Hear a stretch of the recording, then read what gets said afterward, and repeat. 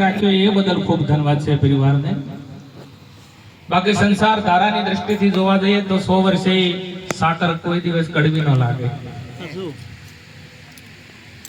એટલે એક જીવાએ આ પરિવારમાંથી કદાચ શરીરથી વિદાય લીધી છે એટલે સંસાર ધારાથી તો દુઃખની વેળા કહેવાય.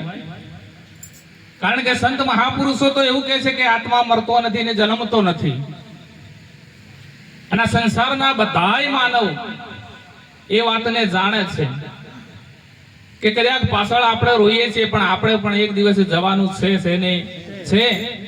તે સતાય જગતનો લોક રોવે છે કેમ કે 60 વર્ષ કે 70 વર્ષ જે આપણે જોડે રહ્યા ને એક લાગણીના તોંતણે બંધાઈ ગયેલા છે ને આ લાગણી રોવે છે. કારણ કે પ્રેમ છે એટલે આ લાગણી રોવે છે. અને એવી રીતે આજે એક પરિવારમાંથી જે જેવું આપણી વચ્ચેથી વિદાય લીધી એક શરીરથી એની પાછળ ભજન સત્સંગ કરવાનો કારણ શું? કારણ કે ભજન સત્સંગ એક મોજ શોખ માટે નથી. ભજન સત્સંગ જીવાત્માની ગતિ માટે છે. અને કોઈ બીજું એવું સાધન છે જ નહીં કે જીવને મોક્ષ ગતિ આપી શકે. બીજા કદાચ ગમે તે કર્મ કાંડ તમે કરશો ને તો એક ફળ આપી શકે, પણ મુક્ત આપે ને તો મુક્તિ આ ભજન જ આપી શકે. એટલે સંત મહાપુરુષોએ ભજનનો મહિમા ગાયો છે. આ ગતિ મેળવવા માટે સંતો ભક્તો એમ કહેવાય છે કે જો ભેગા થાય પરમાત્માના નામના ગુણ ગવાય ને તો એ જીવાત્માની 100% ગતિ થાય ને થાય. આવા આદુના પુરાણમાં પુરાવા પડ્યા છે. હીરુ બાપાએ બહુ સરસ વાત કરી હતી કે પહેલા સમયમાં આવું હતું. હાલ સમય એનો એ જ છે, પણ ક્યાંક આપણી રેણી કેણીમાં કચાશ પડી છે. બાકી સમય તો એનો એ જ છે. કારણ કે 5,500 વર્ષ મહાભારતના ઇતિહાસને ત્યાં તો કઈ કાળ ને આપણે 5,500 વર્ષ ઇતિહાસમાં થયા એવું બોલે છે. પણ જે સંત મહાપુરુષો છે આ 600-700 વર્ષના ગાળામાં થયા છે. બાઈ મેરા 15મી સદીમાં થયા, 14મી સદીમાં સંત કબીરજી થયા, 16મી સદીમાં નરસિંહ મહેતા થયા. એટલે 600-700 વર્ષ થયા. એમને કોઈને ક્યાંય કળજુગ નડ્યો નથી. જેને કંઈક પરમાત્માનું નામ લેવું છે ને એને કોઈ કળજુગ નડતો નથી. પણ આપણે કરવું કોઈ નથી, ખાલી બહાના બનાવીએ છીએ. ત્યાં તો આપણને આ નડે છે ને આ કોઈ નડતું જ નથી. જેને ભગવાનનું પરમાત્માનું નામ લેવું છે ને કોઈ નડતો નથી. અને ભગવાન પુરાણની અંદર બંધાયેલો છે. કારણ કે તુલસી કૃત્ય રામાયણની અંદર લખેલું છે કે જ્યાં પરમાત્માનું ભજન હશે ત્યાં એના કળજુગ નજીક પણ આવશે નહીં. એટલે જ્યાં પરમાત્માનું નામ હશે તો કળજુગની તાકાત છે નહીં.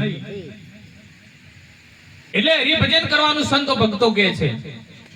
અને જેને ઇતિહાસના પાને નામ લખાણા ખૂંખાર ડાકુઓ જે તરી ગયા ને એ ભજનમાં આવીને તરી ગયા. બીજું કોઈ સાધન છે જ નહીં તરવા માટે. કારણ કે જેસલની વાત કરીએ ને તો એક જેનાથી છોકરા સાના રહેતા, આ ધરતીનો કાળુડો નાગ કેવરાતો. આદુની વાત તો ઘણી અલગ છે. કારણ કે બે જીવાત્મા એક શ્રાપિત જીવ હતા. પણ જ્યારે આ પૃથ્વી પર ફરીથી આવ્યા અને ઓડિયાની અંદર જે જતા હતા ત્યારે એમની વાત થઈ હતી. વાત વચ્ચે તોરલ ને લઈને જતા હતા એ વચ્ચે વાત થઈ કે મારી તલવાર એવી છે ને મારી તલવાર જે કાર્ય કરી શકે ને કામ કરી શકે તમારા તંબુરા ને સતાર ન કરી શકે. ત્યારે તોળી રાણી એવું કીધું હતું કે જાડેજા એવું નથી, આ જે રામ સાગર કાર્ય કરી શકે ને એ તમારી તલવાર ન કરી શકે. અને ઓડિયાની અંદર બેઠા પરમાત્માને રાખવું હતું. જે હાલક ડોલક હોડલિયું થવા મળ્યું ને અને એ વખત તોરલ જેસલને કહે છે કે તમે એમ કહેતા હતા ને કે મારી તલવાર કાર્ય કરે એવું તમારે આ રામ સાગર ન કરી શકે, હવે તલવાર કાઢો. અને એ વખતે જેસલે કીધું હતું કે તોળી રાણી બહાર હોત ને તો ગમે તે કરો હોય મારું આ કોઈ તલવાર હેડે એવું છે નહીં. ત્યારે તોરલે કીધું કે હવે જો હોય ચાલે તો અમારો રામ સાગર ચાલે, તમારી તલવારની તાકાત નથી. એટલે ભજન બધે ચાલે. કારણ કે ભજન જ્યાં છે ત્યાં પરમાત્મા 100% છે ને છે, અને જ્યાં પરમાત્મા છે ત્યાં કઈ દુઃખ છે નહીં. ગમે તેવી આધી વ્યાધિ ઉપાધિ હોય ને એમાંથી કદાચ બહાર કરે ને તો પરમાત્મા કરી શકે. અને આજ પણ એનો એ જ દિવસ છે, એનો એ જ સમય છે. રણુજાની અંદર રામાપીર ને જયારે વાણીઓ આવતો હતો ને વચ્ચે લૂંટાઈ ગયો ને, અને ખરી અંતરથી એને પોકાર કર્યો તો. આજ આપણે જગતના બધાય લોકો, હું એવું તમને નથી કહેતો, આપણે બધાની વાત છે, આપણે બધાય બોગા પાડીએ છે, પોકાર કરતા નથી. બાકી અંતરનો જો પોકાર કદાચ થઈ જાય ને તો આજે પરમાત્માને 100% આપવું પડે. કારણ કે અંતરનો નાદ એને સાંભળવો પડે.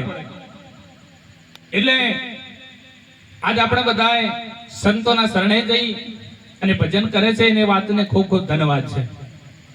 કારણ કે કહે છે કે નુગ્રહનો સંગ હમણાં ઘણો એક વાણીમાં આવ્યું. કારણ કે જે ગુરુ નથી કર્યા એ ન ગુરુ છે એ તો બરાબર છે, પણ ગર્યાક ગુરુના શરણે જઈ અને જે ગુરુ મહારાજ કહે ને એ કેવું ન માનીએ ને તો એનાથી પછી મોટો કોઈ મહાન ઉગ્રો નથી. ભજન સત્સંગ શા માટે?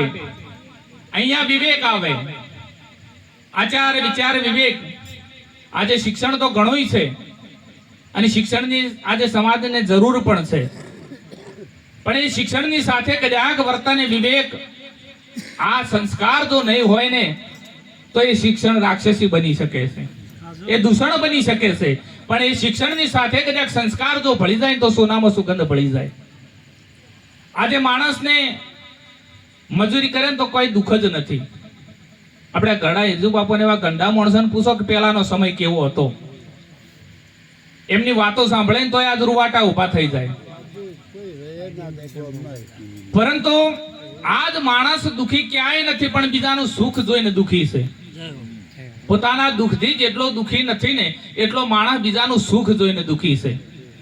આને આમ છે ને મારે આમ. કોકનો બંગલો જોવે ને તો આપણું પત્રવાળું ઘર હોય જોઈને દુખી થતો હોય, ઓને બંગલો ને મારે પત્રવાળું ઘર.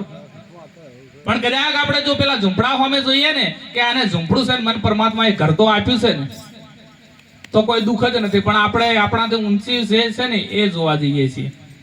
એટલે આપણા કર્મ પ્રમાણે પરમાત્માએ જે આપ્યું છે ને એમાં સુખ માનવું તો જ સંતોષથી જ સુખ છે, બીજું ક્યાંય છે નહીં. સમાજની અંદર હળી મળીને રહેવું, કારણ કે સમાજ પણ ગંગા છે. આજ મોટામાં મોટી જો ખાઈ હોય ને તો એ દેખાય છે, એનાથી મોટી બીજી ખાઈ છે નહીં. બીજામાં તો કદાચ બહાર નીકળી શક્યો, પણ હદી ખાઈ નહીં. જો ખાઈમાં પેસી ગયા તો એ બહાર કોઈ દાડો નીકળી કહેવો નહીં. કારણ કે મારા સંત મહાપુરુષોએ કીધું છે, 3 જાતના ધોબી કીધા છે, ઉત્તમ ધોબી, મધ્યમ અને કનિષ્ઠ. તો કે ઉત્તમ ધોબી કયો? તો કે ઉત્તમ ધોબી સદગુરુ, એ મનને ધોવે છે. મધ્યમ ધોબી જે સેવક કપડા ધોવે છે, શરીરને ધોવે છે. અને કનિષ્ઠ ધોબી છે એ નિંદક છે, નિંદા કરવા વાળો, એ પાપને ધોવા વાળો છે. એટલે સંત કબીરજી એક વખત એમના પાડોશમાં એક ડોશીમાં મરી ગયા, એટલે ખૂબ રોવા લાગ્યા. બધાય સોના રાખવા માંડ્યા કે ભગત સોનારો સોનારો, પણ સંત કબીરજી સોના રહેતા નથી. બધા ભેગા થઈને કે તમારી માં મરી ગઈ તો આટલા રોયા નતા, અને આજ આટલા કેમ રડો છો? પાડોશમાં ડોશી મરી ગયા છે, તમારા માં મરી ગયા તો આટલા રોયા નતા. એટલે સંત કબીરજી કહે છે કે આ ડોશીમાં હતા ને એ મારી નિંદા કરતા. એટલે જાણે જાણે ક્યાંક ક્યાંક મારી કદાચ ભૂલ થતી ને એ આ ડોશીમાં મારું ધોઈ નાખતા, અમારા પાપને ધોવા વાળા આજ મરી ગયા છે એટલે મને રૂંગું આવે છે. અને એ વખત સંત કબીરજીએ સાખી બનાવી છે કે નિંદક અમારા ના મરો, મરો કાળ ને દ્રેષ, નિંદક અમારા હંમેશ રહો. નિંદા છે પાતક ઘટે, નિંદક રહો હંમેશ. એટલે આપણે બધાથી હળી મળી અને ભજન સત્સંગ કરવાનો છે. કારણ કે કોઈ નાનો કોઈ મોટો છે જ નહીં. જો આત્માની ગતિથી જોવા જઈએ ને તો બ્રહ્મ, અહમ બ્રહ્માસ્મિ, હું બ્રહ્મ છું. પણ આ વાતો, અમુક વાતો કારણ કે ગુરુમુખી સુધી પહોંચી શકે. અમુક અજાણ્યા માણસ હોય ને આપણે ઘણી ઊંચી વાતો કરવા જો મેળ આવતું નથી. નહીતર રામચંદ્ર ભગવાન જયારે અયોધ્યામાં આયા ને વનમાંથી, અને એ વખત હનુમાનજીને લઈ અને ગાદી ઉપર બેસતા ને બાજુમાં જે બધું કામકાજ કરતા, એટલે આ રામચંદ્ર ગાદી ઉપર બેઠા હોય એક વખત હનુમાનજી પાહે ને પાહે ઘરે, એટલે બધા લોકોને સંશય થયો કે વનમાં અંદર રામને ઘણું કામ આ હનુમાનજીએ કર્યું છે એ બરોબર છે, પણ હવે રાજ કારભાર સંભાળી રહ્યા છે આ રામચંદ્ર ભગવાન, અને આ રાજમાં એક વાનર આવીને બેસી રહે, કોઈ યોગ લાગતું નથી. ભગવાન આમાં આટલા મોહિત કેમ થઈ ગયા છે? એટલે રામચંદ્રજીને આ વાત કાને પડી. બીજા દિવસે સભા ભરણીને હનુમાનજી જેવા જ દરવાજામાં આવતા હતા, રામચંદ્ર ભગવાને કહ્યું કે હનુમાનજી એટલે ઉભા રહો, મારા પ્રશ્નનો જવાબ આપો પછી આવો. એટલે હનુમાનજી કહે છે કે ભગવાન મારી મતું અનુસાર તમને હું જવાબ આપીશ. કદાચ આપણે થોડું વાત જાણી ગયા હોય ને કે પૂછો ને એમાં શું છે. હનુમાનજી એટલો મહાન જ્ઞાની હતો કે મારી મતિ પોક્ષે તો પ્રભુ હું જવાબ તમને આપીશ. તે અહંકાર નતો, એટલે કે કહો તો કે તમારામાં મારામાં ફેર કેટલો છે. બધી સભા ઠઠમઠ જોઈ રહી છે, બેઠી છે, અને હનુમાનજીએ કહ્યું કે પ્રભુ કદાચ જો તમે મને શરીરના ભાવથી આ દેહના ભાવથી આ પ્રશ્ન પૂછ્યો હોય ને તો તમે એક માનવ છો અને હું વાનર છું. કદાચ જીવદશા હોય અને આ જીવદશાથી જો મને આ પ્રશ્ન કર્યો હોય તો તમે મારા સ્વામી છો ને હું તમારો સેવક છું, પણ આત્મ ભાવથી જો આ પ્રશ્ન તમે મને કર્યો હોય ને તો હું એ તમે એવો હું તમારામાં મારામાં કોઈ ફેર નથી. એટલે આખી સભા સ્થગિત થઈ ગઈ કે હનુમાનજી આટલો જ્ઞાની અને ભગવાન આત્મ ભાવથી જોતા હતા. એટલે આત્મ ભાવથી જોવા જઈએ તો કોઈ ઊંચું કે નીચું છે નહીં, કારણ કે બ્રહ્મ કો દેખ્યા મિટ ગયા ધોખા, આદ નામ આલેખા, અરસ પરસ में दर्शन पाया, नहीं चोच नहीं पोखा, हमने ब्रह्म को देखा तो चराचर सर्वे परिख्या. કારણ કે બ્રહ્મની જો અનુભૂતિ થાય, બ્રહ્મ જોવાની વસ્તુ નથી, અનુભવની વાત છે. એક ગોળ ગાધો હોય તો એના ગળપણનો પોતે અનુભવ કરી શકે, પણ હવે એક ગળપણનું કદાચ છે ને માપ કાઢવામાં જાય કે ગળપણ છે, પણ કેવું એનું માપ તો માપ આપી શકાય નહીં. એ તો જે ગોળ ખાય એ ગળપણનો અનુભવ પામી શકે, એમાં બ્રહ્મની અનુભૂતિ થાય. ઘણા કહે છે કે આવરા વતાવી દઉં, પણ આ વતાવે એવી વસ્તુ છે નહીં, માત્ર પોતે જ અનુભવ કરે. કારણ કે રૂપરેખા નહીં તે વર્ણ આવરણ, અખંડાનંદ એક સાહેબ રહેતા, એમાં નંદ કહે હું કશું ન જાણું, આ તો વોહી ગાતા ને વોહી સુનતા. પછી ત્યાં ગાવા વાળો અલગ નથી અને સાંભળવા વાળો અલગ નથી. ત્યાં ધૂપ દીપ આરતી ની જરૂર નથી. અધર આસન સધર મૂર્તિ ગુરુ હમારા વહી વસતા, ધૂપ દીપ ત્યાં નથી આરતી, કોણ કિસી કા ધ્યાન ધરતા. એ ભૂમિકા જઈએ એટલે કોઈ ગાવા વાળો અલગ નથી, સાંભળવા વાળો અલગ નથી, આરતી કરવા વાળો અલગ નથી, ને જેની આરતી થાય છે એ પણ અલગ નથી. પણ આ વાતો સંત મહાપુરુષોની છે. એટલે આપણે ઘણા વખત કહે છે કે વાતો ઊંચી કરો, પણ હવે કદાચ છે ને નવા નિહાળિયા બેઠા હોય એટલે હવે વાતો વળી કે આવડે બધું હતું છે.